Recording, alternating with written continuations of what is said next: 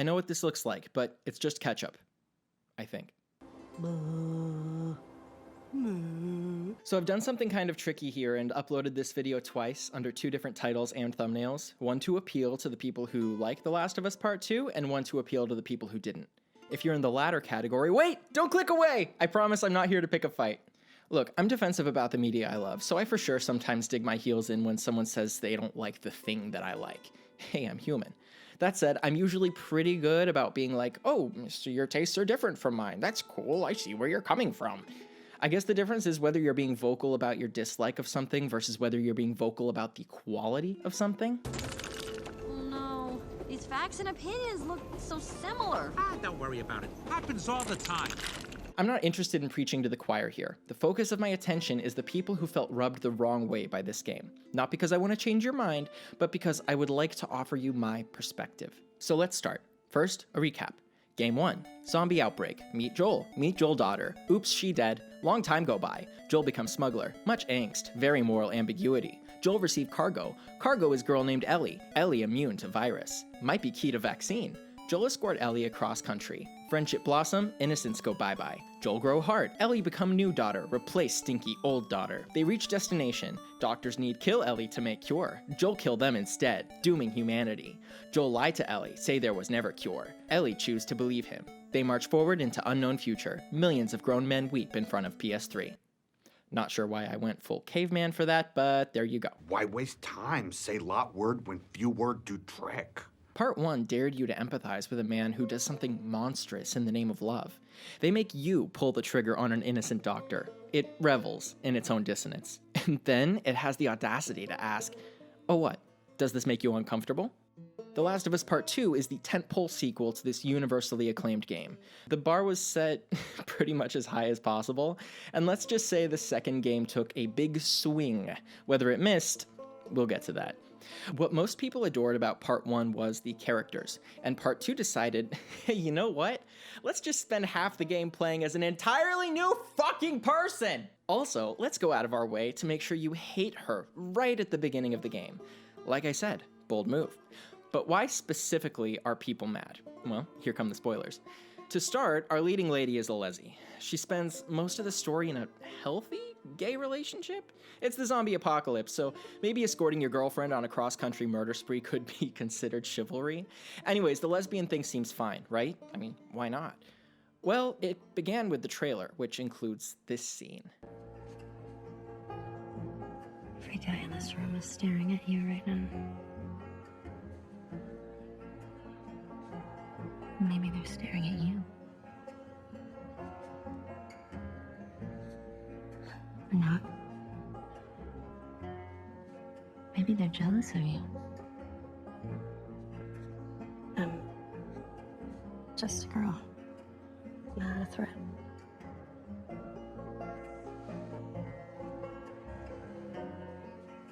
Ellie. I think they should be terrified.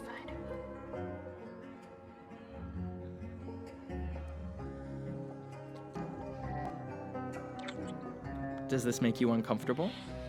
Yes, you say, not because I have a problem with lesbians, but because this reads as self-congratulatory. The devs are all, hey, look at us, we got a gay couple. Look how brave we are, we're putting the camera right up on them as they make out. Aren't we fucking great? I don't know what this fucking voice is. But that was the accusation. I don't care. I don't care what people are. I don't want to watch it. I don't want it forced down into my consciousness. I don't want them preaching to me while I'm trying to play a video game. People are tired of being lectured, and they're tired of the far left propaganda. Focus on making good games with great gameplay and solid stories, or you'll find yourself more unwanted than a lesbian at a Catholic seminary. A similar phenomenon happened when the Battlefield 5 trailer dropped. That looked something like this.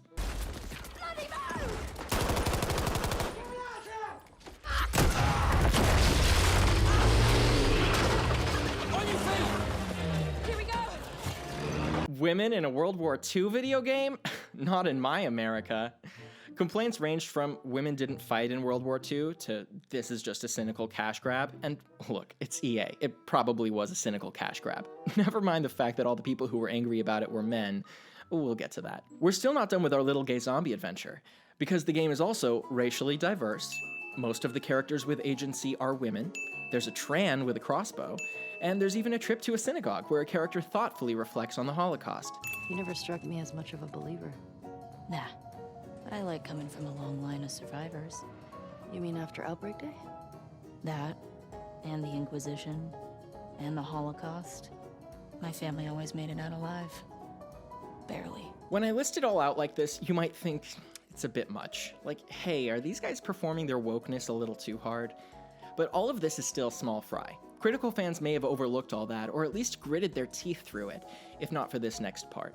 Joel, our main character from the first game, dies near the beginning. And when I say dies, I mean he's beaten to death with a golf club by some random chick. This, the man who survived a quarter century in the zombie apocalypse, endless gunfights, and even an impaling. A man with such great survival instincts, he once did this. Easy! Holy shit. Are we gonna help him? Put your seatbelt on, Ellie. Well, what about the guy? He ain't even hurt.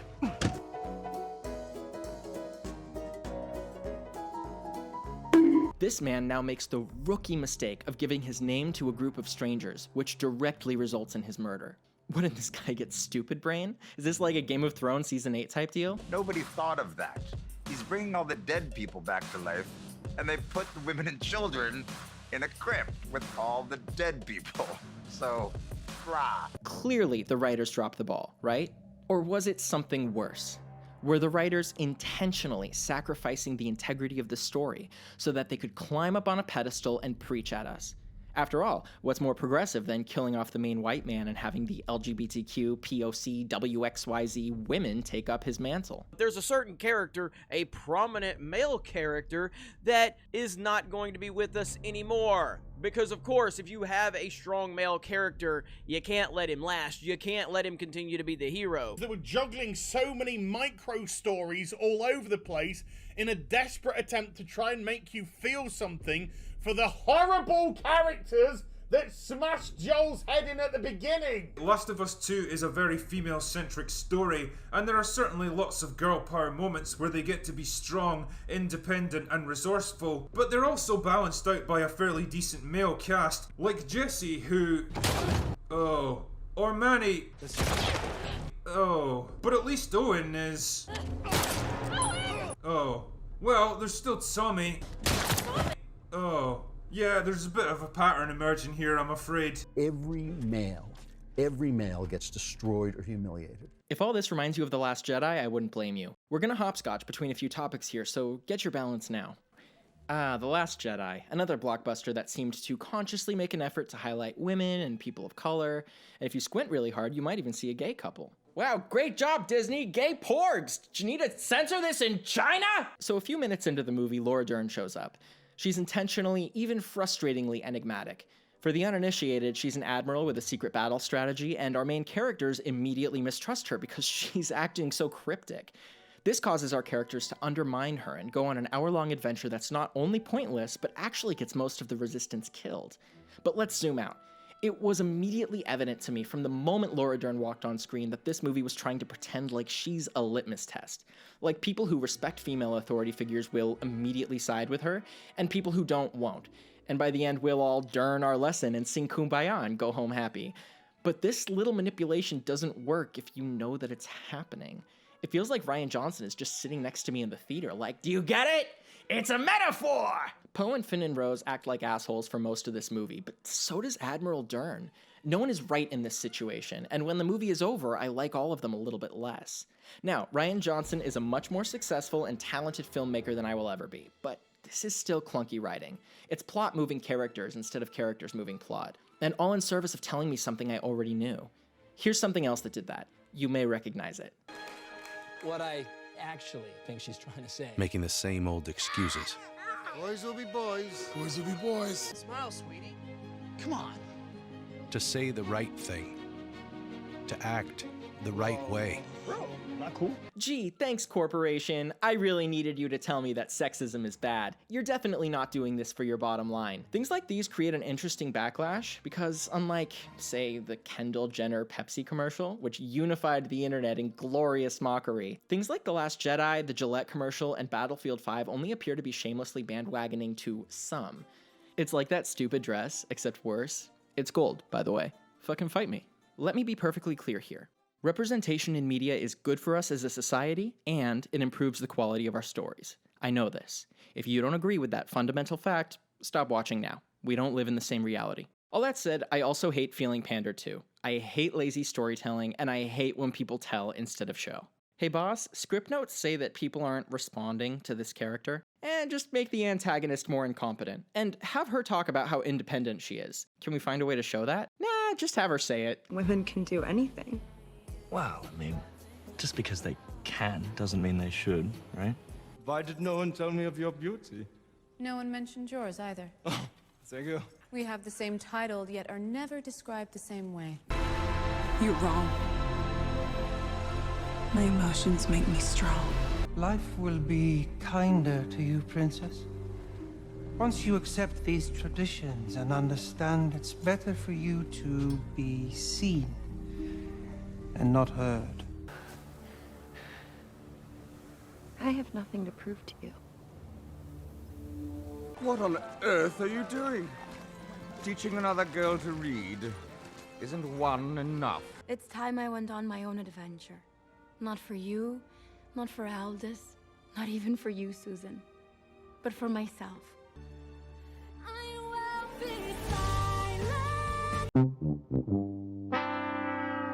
In the words of the great Lindsay Ellis, Thanks, I hate it. this is all obviously very self-important. I would even say masturbatory. I'm not saying I don't want to watch you suck yourself off, but I need to be in the mood first. In all these examples, you'll notice it's filmmaking by committee. It's a group of presumably white men in a boardroom looking to get a return on investment and knowing which buzzwords to include to win over an audience's sympathies. I don't call that real progressivism, and I don't like when others do. I think our standards should be so much higher. But, yes, there's a but, a big, hairy but, we have to examine the effects of our righteous indignation. Is it productive? A few years ago, the US government announced it was going to put a woman on the $20 bill. They didn't know which woman, but by gum, it was going to be a lady with a vagina and everything. Huzzah, we did it! Look how feminist we are!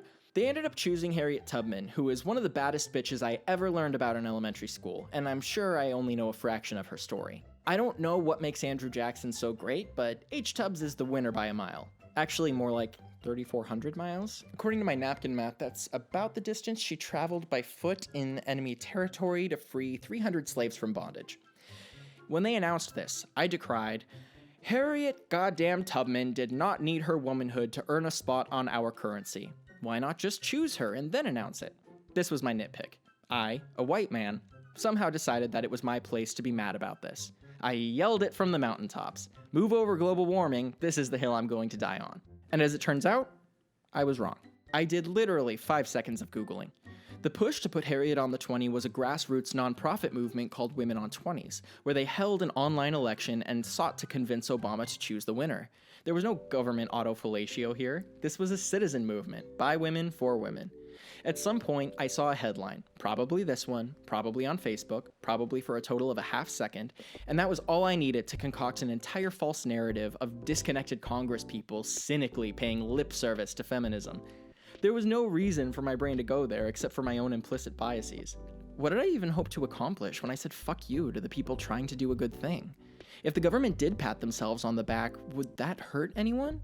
Is it not a much greater good for a black woman of such historical significance to receive some token of recognition? This is not my cause.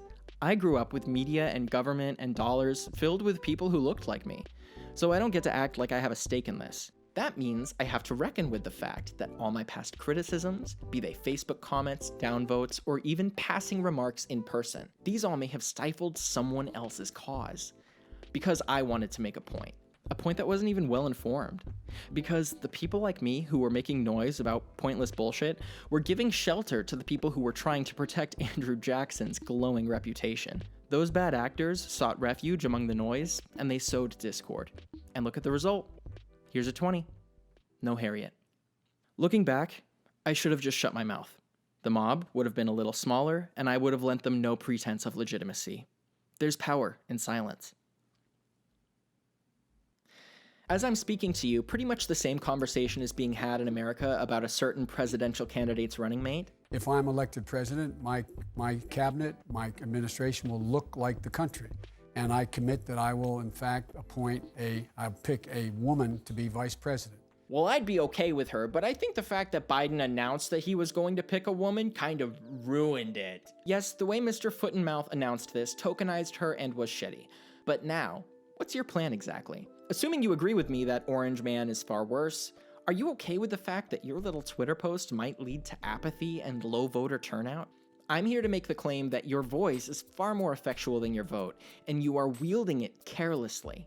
If you haven't caught on yet, everything I'm saying here extends back to our entertainment. Oh, so that's where he's going! I do not understand the disconnect that has taken place between entertainers, including sports people, movie people, television people, entertainers, and the people they are supposed to entertain. Show me one good faith tweet from a dude with a feminist criticism of Captain Marvel, and I'll show you 10 that include death and rape threats to Brie Larson.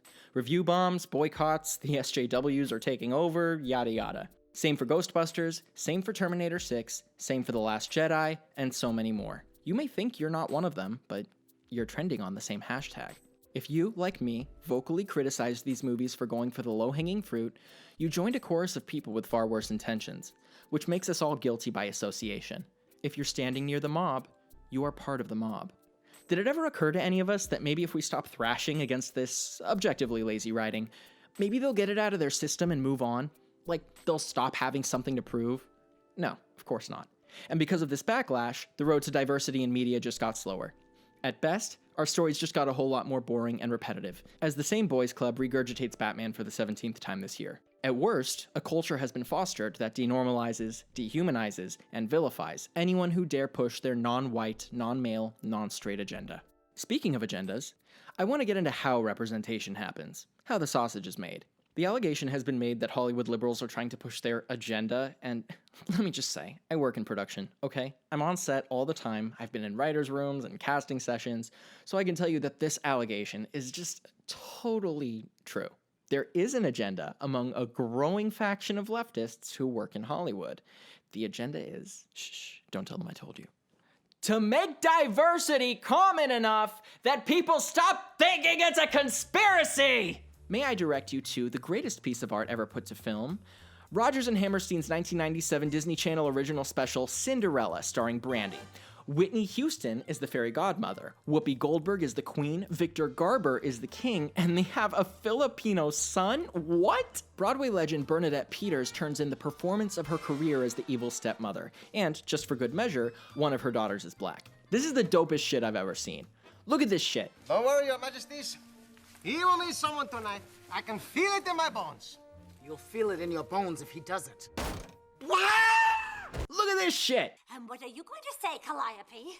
Well, Mother, I've been working on my naturally infectious laughter. Excuse me? Look at that shit! Balderall and fiddly-dee, fiddly-faddly-poodle. All the dreamers in the world are dizzy in the noodle. That's terrible.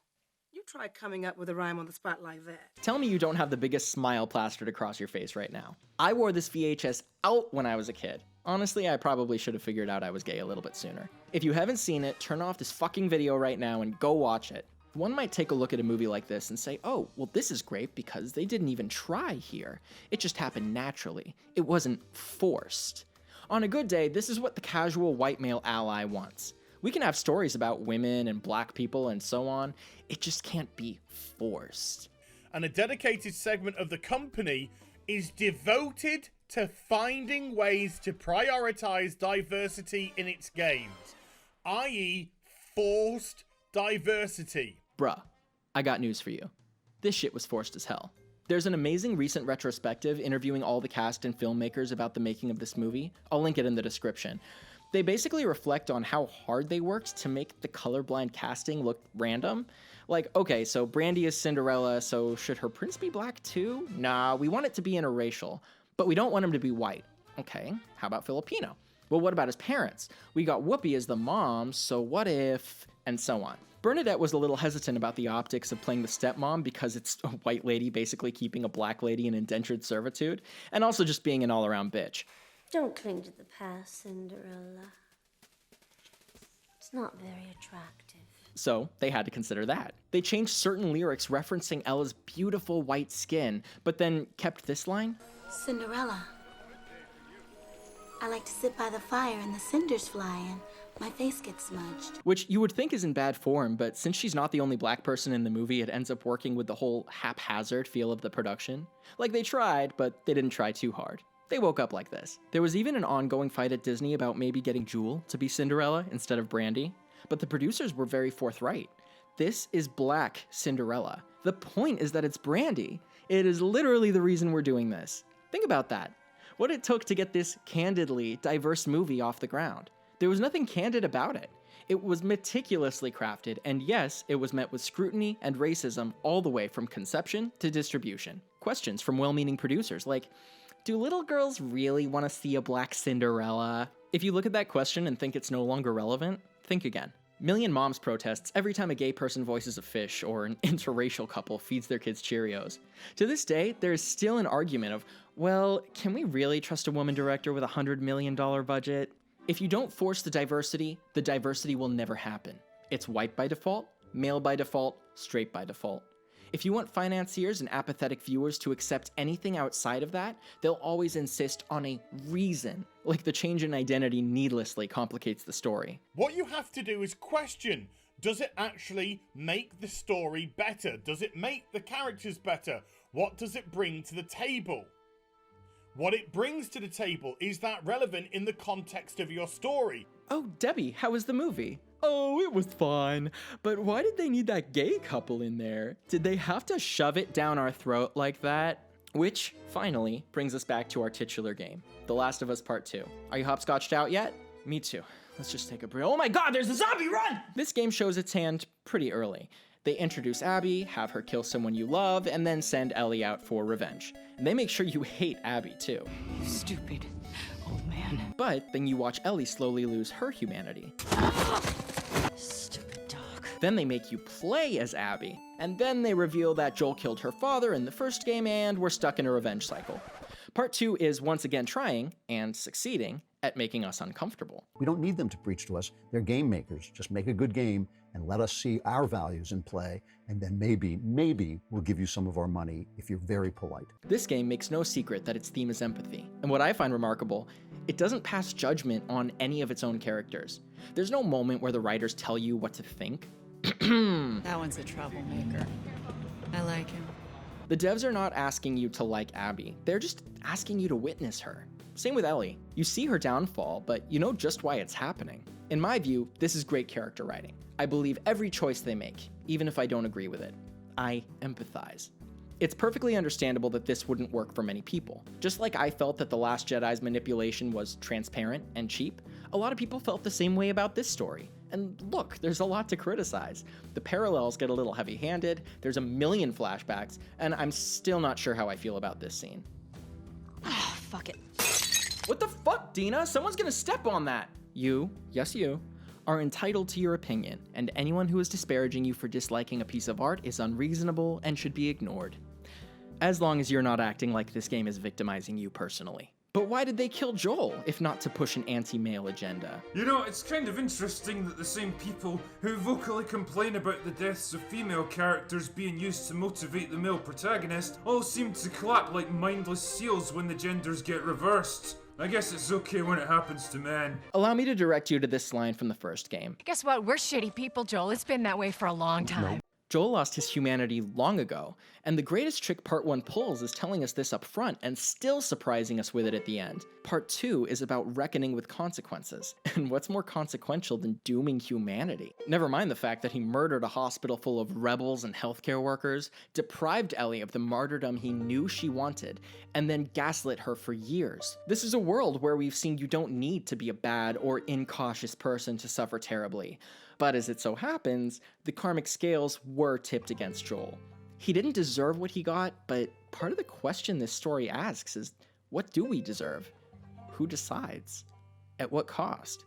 There's also this idea that Joel was collateral damage in a feminazi ploy to transform Ellie from a lovely girl into a callous, inconsistent bitch. She's now this obnoxious, deer in a headlight, unrecognizable character in the second one. And worst of all, highly unlikable. This is actually not an accident. It's a risky play from the writers to not reveal Ellie's driving motivation until literally the final scene of the game.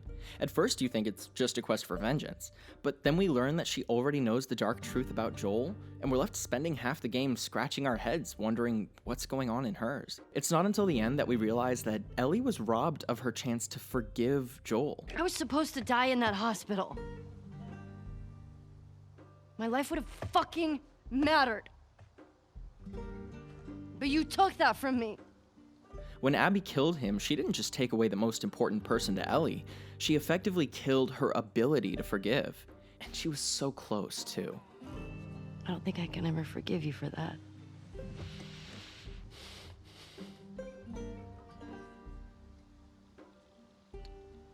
But I would like to try. I think it's ironic that the devs marketed this game by saying that Part 1 was about love and Part 2 is all about hate, when in fact, the act of love that ends the first game causes untold harm, and the hate-fueled desolation inflicted here is what finally leads our heroines to rediscover their humanity. Some people may feel that this is a betrayal, but personally, I find it deeply moving, and a little bit optimistic. Okay, you say. I still think Joel's death was stupid, but maybe it wasn't misandrist. But what about all the virtue signaling? Like I said, we've got a little trans boy, a variety of races, a lesbian couple, a roided out lady, and I think the first AAA game to fail the reverse Bechdel test. There seems to be a disconnect with some people about the game maker's intentions with all this. To hear some people tell it, Part 1 is the uplifting story of a man rediscovering the purpose of family and manhood. The ending to them is morally unambiguous. And this beautiful, lovely, cheeky, little girl who you were desperate to protect in the first game, culminating in that ending where you were fully behind Joel when he took her off the operating table and saved her life. In traveling through the zombie world with this girl, he sort of rediscovers himself as a dad and as a man, and it's very pro-masculinity, it's very pro-fatherhood. And in Part 2, a feminist snuck her way into the writer's room and infected them with her SJW, and then they used the second game as an opportunity to trash the traditional family values of the first game. You could see Ellie used to be a bit of a more cute girl, and now in the new game, she's looking more angry, more masculine, more male. Because this is what they do. If something is popular, if something has a platform, they want to interject that into whatever it is that has the platform. There's a big fuss over this because of the sexuality in it and the social justice garbage that is piped into this very, very popular franchise. It's offensive for them to tell me that a game that I really enjoyed or a game that most people really enjoyed because of its values now has to be twisted and sell their values to me instead of the values that I actually went to the game for in the first place. Here's a neat factoid about this game. Not once do they say the words gay, lesbian, trans, or black. Not once does someone say, "It's because I'm a woman, isn't it?" There's absolutely no fanfare. They say dyke at the end, but it's not exactly an after-school special. When Joel stands up for Ellie, she tells him to fuck off. That's the thing. Part 2 isn't afraid to let its characters look ugly or be wrong. Nothing reeks like a story that makes every woman or minority into Mother Teresa. It's dishonest and it hampers creative potential. It denies women and people of color the chance to play people with pathos. Any actor will tell you there is nothing more fun than being the villain. I'll direct you back to Bernadette as the evil stepmother in Cinderella. This bitch goes all out. You're common, Cinderella. Your mother was common, and so are you. You love to hate her, and you don't worry about the implications because this is clearly a collaborative work and everyone is on board. The intention shines through. Also, while I maintain that the diversity shouldn't need to contribute anything, it still bears mentioning that the aesthetic and cultural differences between these characters do serve to underscore the game's theme. It's supposed to be shocking that Abby is a towering Hulk. It makes her that much more intimidating and alien. And as we get to know her history and mind, it clicks that she would endlessly perfect her body. The knowledge that Dina's family survived the Holocaust makes you think about what bloodline got cut short when our other pregnant character met her end. And of course, Lev's marginalization is right there on the surface. His exile from his community, due to something he can't control, is what finally inspires Abby to realize how tribal she's been. So you might say, well, if there's no virtue signaling in this game, then what about that kiss? What, this? If this exact same dialogue, framing, all of it, happened with a man and a woman, would you mind? Of course not. But the fact that it's so understated actually seemed to piss some people off. Like they felt like the game was daring them to complain. Just casually shoving it in their face like it's nothing and then being like, oh, I'm sorry, does this make you uncomfortable? Sort of like a bully who calls you a nickname that's not vulgar, but they know you don't like it. So when you tell the teacher what the bully called you, the teacher just looks at you like an asshole. So what? Am I still making sense? I've been talking for a while. Probably not. Point being, with representation, it's like you're damned if you do, damned if you don't. When you put a coming out story on a TV show, people are like, well, that's out of place. That's not the story I signed up to watch. But when they're just gay without incident, then people are like, well, why did they need to be gay then? Because, can't believe I have to explain this, most stories are about people. And some people are gay. Some people are women, some people are black, and so on. So it stands to reason that some of the people in some of the stories will be some of those things! I'd also be remiss if I didn't say this. Even if this was a blatant manipulation tactic, so what? What harm was done here? Whose place is it to be offended? When live-action Beauty and the Beast... excuse me. Yeah, it's about what I think of live-action Beauty and the Beast. When live-action Beauty and the Beast was all like, hey, look at us, we're gonna have a gay character, he's gonna be openly gay. And then they gave us LeFou, and he danced in the background with another man for like 3 microseconds. It's my place, as a gay man, to be like, that announcement was shitty, and so was the execution. By all means, you can make fun too, but if you see Million Moms hopping on Disney's dick, do me a favor and redirect your attention to them. Otherwise, we're all LeFou. But let's say you, dear viewer, genuinely don't care about the racial, gender, or sexual identities of any of these characters. You strictly take umbrage at the structure and pacing of this game, and the story it chose to tell. Okay, fine. But are you review bombing it? Are you harassing the real-life actress who plays Abby? Are you lending clicks and comments to YouTube videos and articles and hashtags that make flyby jabs at the marginalized groups represented in this game? Soon you've churned out an unnecessary prequel that awkwardly forces in gay interracial romance that nobody particularly asked for. You even managed to subvert the whole concept of gender itself by working in a character that's, well, open to interpretation. Ellie's also gay, by the way, just in case you missed the subtle hints in the trailer. She's about to start a relationship with a bisexual Jewish woman named Dina, so naturally the thing to do is smoke some weed and bump uglies with Dina. Ellie's gay, by the way. This is Abby, a theoretical woman and 2-time Olympic powerlifting champion, but I'm gonna call her Gigantor because I'm an immature asshole and it makes me laugh. Perhaps if you'd pulled your finger out of Dina and gotten your arse here a bit quicker, none of this would have even happened. Ellie's gay, by the way. This new scene has The Last of Us going full Brokeback Mountain. That's right. If you guys don't remember that movie from the mid-2000s, Brokeback Mountain was a film where 2 guys would go together and go camping and have their own little gay relationship. They want to be down with alphabet people, so that's why they've inserted them in their game. This new game features a new character called Abby. She's, of course, a T character, an alphabet character. The first Last of Us game didn't have anything like this. Like, there was no sex scenes, there was no alphabet stuff, there was no woke stuff. Now we have a trans man character, which isn't, like, inherently bad. Nothing against those type of people at all, but it's being led by Ellie, who's an alphabet character, but also there's another alphabet-looking character. No one is going down this route. Like, America, for some reason, went down the wrong street. We're in the terrible part of town because we can't have pretty girls in our media anymore. Because have you ever seen these SJWs? Have you ever seen a pretty SJW? Like, besides the ones in actors in the media, like, supporting them for political reasons. I mean, most of the time they're terrible. This is how The Last of Us got pretty messed up. They decided to listen to idiots like Anita Sarkeesian. You even get to play as the alphabet person for the second half of the game. And the villain is trans and alphabet person taking out our favorite lead character. Being described as groundbreaking. More like ground destroying and desecrating, but okay. Now this is what's really interesting.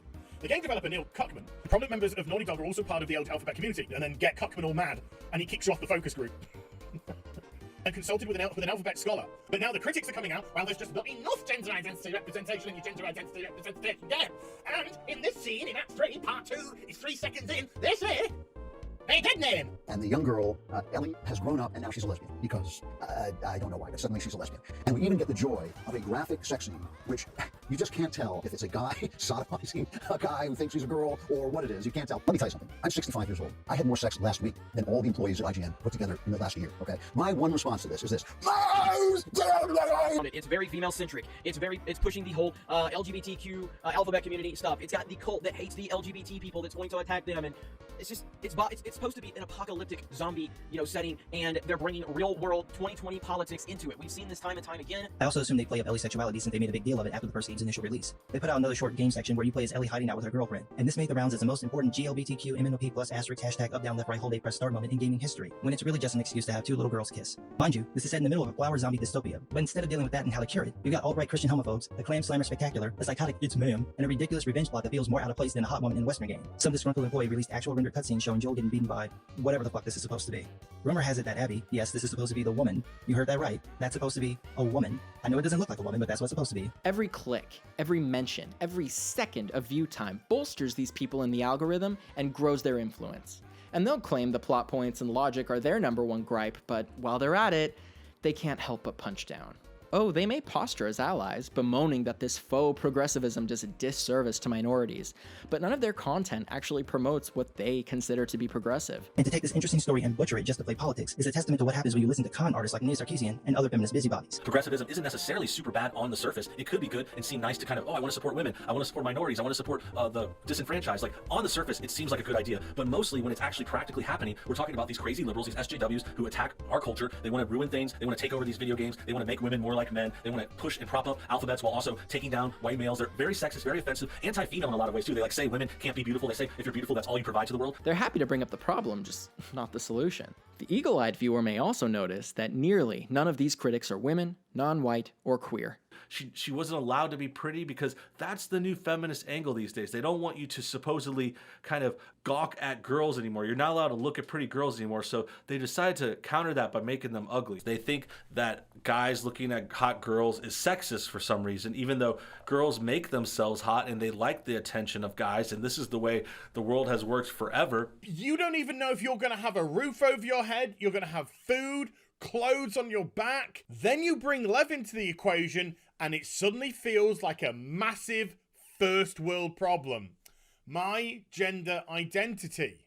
It comes across as very prissy. They come across as spoiled. This is a luxury. We don't care. We don't care. Most of us are straight people who just want to have kids and go on and have our family lives. We don't care what you're doing, but we don't need to know. We don't need to have this forced on us as telling us basically that we're immoral if we don't want to play this game. It's offensive. It is offensive to do that, right? It is offensive to push it on. Plus, it makes no sense. All the tolerance that we have for every little minor twist in human consciousness, all the tolerance we have, is because we are a powerful, rich nation surrounded by an army that will protect us. We can afford to screw around with all the social justice we want. Once there's a zombie pandemic, once you're living in a post-apocalyptic world, all those bets are off. Strong men rule. Women will have to produce children. That's what they will be there for. There'll be a lot less tolerance of this sort of thing. Our tolerance is a luxury, and I'm all for it. I'm all for being tolerant, but don't tell me in a post-apocalyptic world surrounded by zombies, we're going to be the same decadent, non-caring, virtue-signaling clowns we are in a situation where we are wealthy and protected and at peace. This is the company you are keeping. I don't believe you would passively support people like this unless you subconsciously agreed with them. If you're standing near the mob, you're part of the mob. I know this whole video sounds like I'm throwing the book at you for not liking a video game I like, but I hope I've made it clear that I know where you're coming from, and I've done the same harm to women and people of color that others have done to me. I feel shame over that, but I think that being honest and open about it may help you, my dear, tolerant viewer, realize that you still have the capacity to do harm. We all grew up in the white patriarchy.